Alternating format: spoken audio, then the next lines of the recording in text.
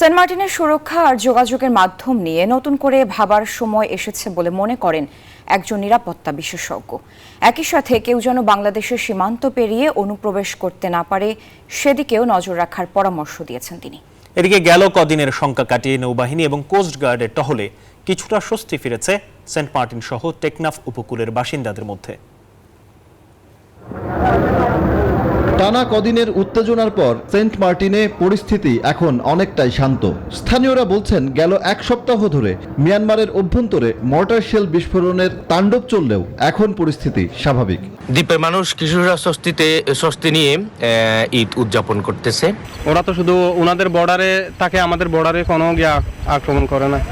নিত্যপণ্য পৌঁছে দেয় কমেছে খাদ্য সংকট। নাফ নদী ও বাংলাদেশ সীমানা থেকে সরে গেছে মিয়ানমারের যুদ্ধজাহাজও। সেন্ট মার্টিন ঘিরে টহল দিচ্ছে নৌবাহিনীর জাহাজ, নজরদারি বাড়িয়েছে কোস্টগার্ড। বিজিবি যারাই আছে, কোস্টগার্ড যারাই আছে, এরা কঠোর পাহারায় আছে।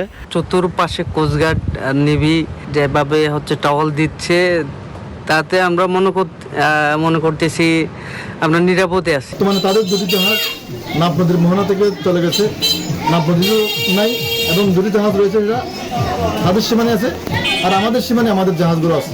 সেন্ট মার্টিন ঘিরে সাম্প্রতিক ঘটনা প্রবাহ দেশের সীমান্ত নিরাপত্তা নিয়ে জন্ম দিয়েছে নানা আলোচনার।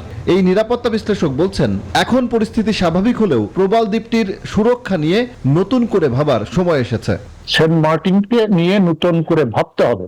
সেন্ট মার্টিনের প্রতিরক্ষা ব্যবস্থা যেমন স্বয়ংসম্পূর্ণ করতে হবে, ঠিক একইভাবে সেন্ট মার্টিনের সঙ্গে বাংলাদেশের মূল ভূখণ্ড অর্থাৎ কক্সবাজারের যে যোগাযোগ ব্যবস্থা, সেটি যাতে নিরাপদ যে রাস্তা, সেই রাস্তাটাও নিশ্চিত করতে হবে।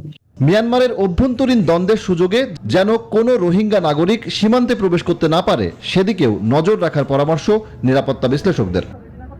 সজল দাস, নিউজ 24, ঢাকা।